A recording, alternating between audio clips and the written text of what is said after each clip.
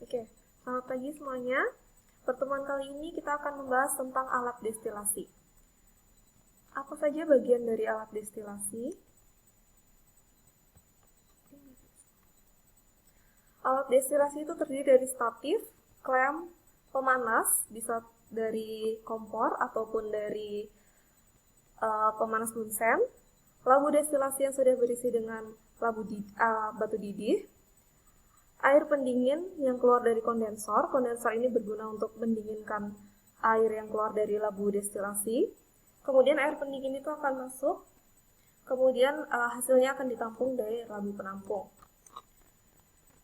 Alat destilasi bisa menggunakan pemanas minyak atau air. Ini kompor listriknya dan ini adalah tempat untuk pemanas minyak atau airnya. Kondensor atau pendingin itu terdiri dari beberapa jenis. Ada yang spiral, yaitu melengkung-melengkung seperti ini. Ada yang lurus dan ada yang berbentuk bola-bola. Vakum destilasi. Vakum destilasi ini digunakan apabila senyawa yang kita destilat itu mudah menguap. Destilasi pertama kali ditemukan oleh seorang kimiawan Yunani sekitar abad pertama Masehi, yang akhirnya perkembangannya dipicu terutama oleh tingginya permintaan akan spiritus. Oleh sebab itu, seorang kimiawan Yunani ini menciptakan alat destilasi untuk membuat spiritus.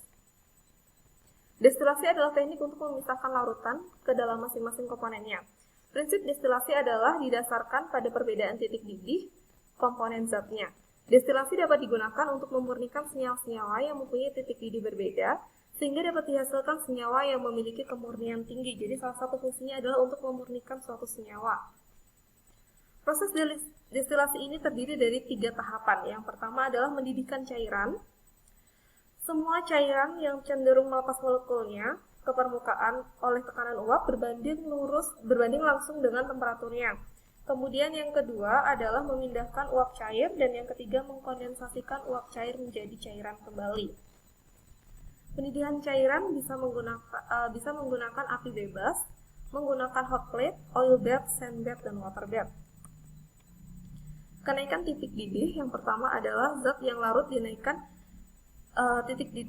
titik didih cairan. Kemudian yang kedua, zat yang tidak larut tidak menaikkan titik didih cairan. Semakin besar berat molekul, titik didihnya akan semakin tinggi. Sehingga semakin berat molekul akan memerlukan waktu yang lebih lama dibandingkan dengan molekul yang berat molekulnya lebih kecil. Mendidihkan cairan diperlukan panas yang lebih tinggi dibandingkan titik didih cairan. Kondensasi uap cairan menjadi cairan itu memerlukan kondensor atau suatu pendingin. Tadi sudah dijelaskan sebelumnya bahwa ada 3 tipe kondensor. Alat destilasi yang digunakan yaitu labu destilasi, pendingin, penampung, dan pemanas. Destilasi sendiri atau juga sering disebut sebagai penyulingan merupakan suatu metode pemisahan bahan kimia berdasarkan perbedaan kecepatan atau kemudahan menguap. Dalam hal ini kita sering mendengar istilah volatilitas. Dalam penyulingan, campuran zat dididihkan sehingga menguap, dan uap ini kemudian didinginkan kembali ke dalam bentuk cair. Yang tadinya dia menguap dalam bentuk uap, kemudian dia didinginkan kembali sehingga dia menjadi bentuk cairan, sehingga zat yang memiliki titik didih rendah akan menguap terlebih dahulu. Jadi ada perbedaan komposisi antara fase cair dan fase uap. Hal ini merupakan syarat utama supaya pemisahan dengan destilasi dapat dilakukan. Kalau komposisi fase uap sama dengan komposisi fase cair, maka pemisahan dengan jalan destilasi tidak dapat dilakukan. Metode destilasi ini merupakan metode unit operasi kimia jenis perpindahan massa atau transfer massa.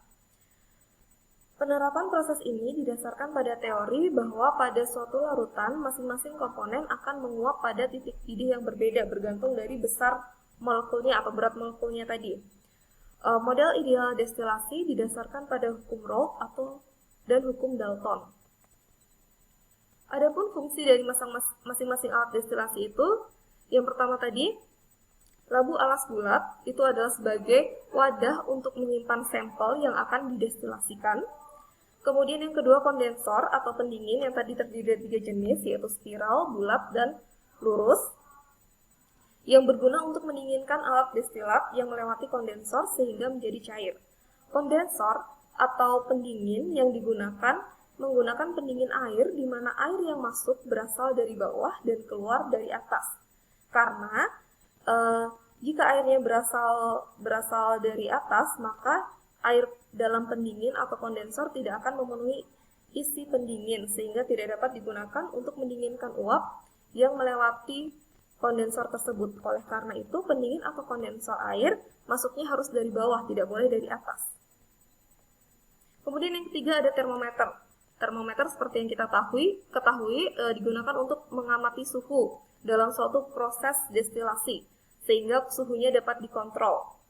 Kemudian yang keempat ada Erlenmeyer, digunakan sebagai wadah untuk menampung destilat yang diperoleh dari proses destilasi. Yang kelima, pita penghubung. Pipa ini digunakan untuk menghubungkan antara kondensor dan wadah penampung destilat, sehingga cairan destilat yang mudah menguap akan tertampung dalam Erlenmeyer dan tidak akan menguap keluar selama proses destilasi berlangsung.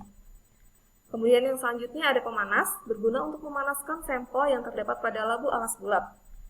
Penggunaan batu didih yang terdapat pada labu alas bulat tadi digunakan untuk mempercepat proses pendidihan sampel dengan menahan tekanan atau menekan gelembung panas pada sampel serta menyebarkan panas yang ada ke seluruh bagian sampel. Kemudian yang ke-8 ada statif.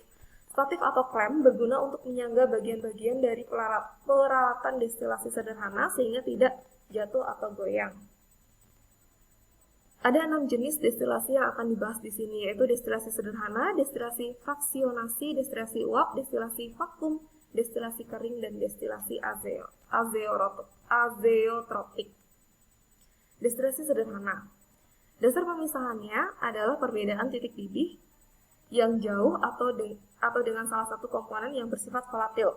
Jika campuran dipanaskan, maka komponen yang titik didihnya rendah akan menguap terlebih dahulu.